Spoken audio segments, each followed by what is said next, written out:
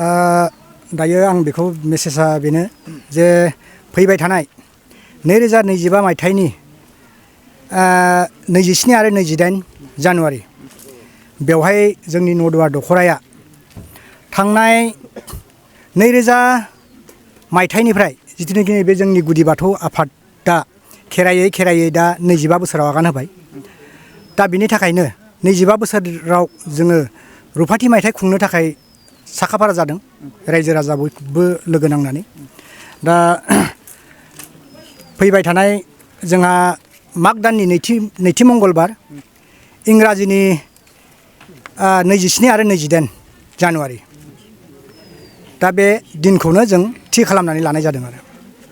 ओरैनो जेनेबा नैबे रुफाथि मायथाइ बेखौ माबायदि खेराइनि गेजेरजों खुंफुंगोन होननानै मा फोरमायगोन माबायदि खुंफुंगोन जेनेबा बेखौ माबायदि खुंफुंगोन थामहिनबा जिथुनाखि आफादनि मोनफ्रोमबो आफादाव मोनसे नियम निथि दङ नङा होमबा थिग बेबायदियैनो जोङो बेवहाय जोङो मिरुनिफ्राय सेन्ट्रेल बडिनिफ्राय जोङो गाहाय नेहाथारि बिथांखौबो जों हांख्रायदों। लोगोसे जों जिल्लानिफ्राय जेसेबां जोंनि जिल्लानि दैदेनगिरिफोर दं बिथांमोनखौबो जों हांख्रायदों। लोगोसे जोंनि ओनसोलनिनो जिथुनाखि सोलिबाय थानाय रुलिं सरकाराव थानाय MLA बिथांखौबो जोङो हांख्रायदों। लोगोसे गासैखौबो हांख्रायनानै जोंनि नैबे फैबाय थानाय जिथुनाखि जोंनि रुफाथि मायथाइ बेवहाय आलासि महरै बिथांमोना जोंखौ हेफाजाब होफैगोन जों बेखौ फोथायनाय दं। लोगोसेयै खेराइखौ माबायदि खुंफुंगोन होननानै बुङोब्ला जोंनि जिथुनाखि गोदो गोदायनि आबै आबौमोननि समनिफ्राय जिबायदियै दौदिनि माबानानै गाखांहोनानै जिबायदियै गोदो गोदायनिफ्राय खेराइबोदोंमोन थिग बे सिस्टेमै जोङो नैथि मंगलबारखालि जों खेराइ दिन्थिनाय जागोन आरो। खोनानो मोन्दों गुबुन जायगानिफ्राय बै जाय देउदिनि जाग्रा बेखौ लाबोगोन होननानै खोनानो मोन्दों। दा माबे जायगानिफ्राय लाना फैगोन? थारैनो बेवहाय आं थाङाखैब्लाबो आं एसे खोनानो मोन्दों एबा मिथिगौ। बे जाबाय जोंनि बाक्सा डिस्ट्रिक्टनि चिरां डिस्ट्रिक्ट होनना बुंदों। चिरां माने माबा सैतानगुरि होनना बुङो बिथांमोननि गामिखौ फानबारि बाथौपारा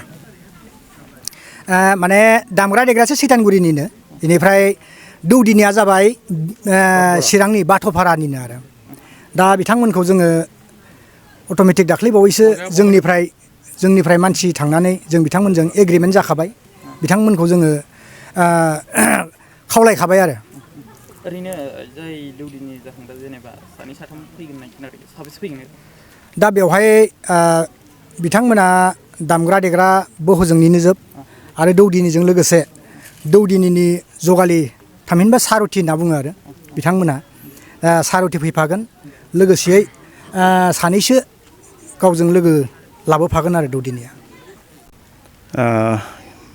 गिबियावनो बड'लेण्ड रादाब बुब्लिनिसिम खुलुमनाय थाबाय आरो सिगांग्रो बड'लेण्ड रादाब बुब्लिसिम खुलुमनायजों लोगोसे जोंनि दुलाराय गुदि बाथौ आफादनि सिङाव थानाय बिश्वनाथ जिल्लानि सिङाव थानाय नदुवार आन्सलिकनि मानगोनां आफादगिरि आरो नेहाथारि लोगोसे बानजाय आफादनि आफादगिरि आरो नेहाथारि बिथांमोननिखौ आफा बोराइ बाथौनि खाथियाव सिगाङावनो गिबि आर'ज गाबनाय थाबाय जाहाथे दिनैनि जोंनि बे दुलाराय गुदि बाथौ आफादनि सिङाव थानाय जि मोनसे आफाद नदुवार आन्सलिक बे नदुवार आन्सलिकआ गावसोरनि बे नदुवार एरियायाव एबा रायजो एलेकायाव गावसोरनि रायजो जाजेननायनिफ्राय सिबियै फैयै दिनै 2025 मायथाइनि फैगौ 27 आरो 28 जानुवारि 2025 मायथाइयाव बिथांमोननि जि रुफालि मायथाइ जानो थांगासिनो दं बेयाव जोङो बे दुलाराय गुदि बाथौनि लेङाइ आफादगिरि बिश्वनाथ जिल्लानि गाहाय आफादगिरि आरो लोगोसे आङो दुलाराय गुदि बाथौ आफादनि लेङाइ आफादगिरि जानानै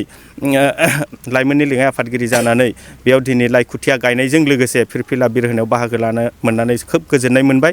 बेयावनो जों बुंनो हायोदि जोंनि बे दुलाराय गुदि बाथौ आफादा एबा गुदि बाथौ सिबियारि रायजो राजाया गोदो गोदायनिफ्राय जि मोनसे निति आदर्श दंमोन बेजों लोगोसे लोब्बा लानानै दिनै सिबियै जोङो थांनाय समफोराव जेरैबायदि सिबिदोंमोन नाथाय जों दा जोंनि जि मोनसे यं स्ट्रं भाबै जों मोनसे सिबिथाय जों लाबोदों बे सिबिथाया जोंनाव खोब मोजां साबसिन जालांदों डिसिप्लिन भाबै जों फुजिलांनो हादों आरो डिसिप्लिननि भाबै जों रायजो राजानो दिन्थिफुंलांनो हादों बे बुहुमनाङैनो दिनै गुदि बाथौ नामाकरन हिसाबै जोङो मिथिजाबोदों आरो दिनै जोङो बुहुमनाङैनो बे दुलाराय गुदि बाथौआ खेराइ फोरबोखौ दिनै खुंबोगासिनो दं बर' हारि हिसाबै बर' फिसा हिसाबै आरो गोदो गोदायनि मोनसे निति आदर्शजों जि मोनसे फैफानाय बाथौ धोरोम बेयाव जिथु खेराइ आरो ख्रिस्टि होननानै दङ बे खेराइ ख्रिस्टिखौ लोब्बा लानानै दिनै जों गुदि बाथौ धोरोम आफादा दिनैनि बे हाबाफारिखौ अरायसम खुंलांबाय थागोन आरो अरायसम खुंनो थाखाय जोंनि आफादा खोब सांग्रां आरो बे सांग्रांखौनो जोङो दिनै जोंनि जेसेबांनिखि बर' माहारि दं बे बर' माहारिनि गेजेराव जोङो दिन्थिफुंलांनो थाखाय जोंबो खोब सांग्रां जानानै फैदों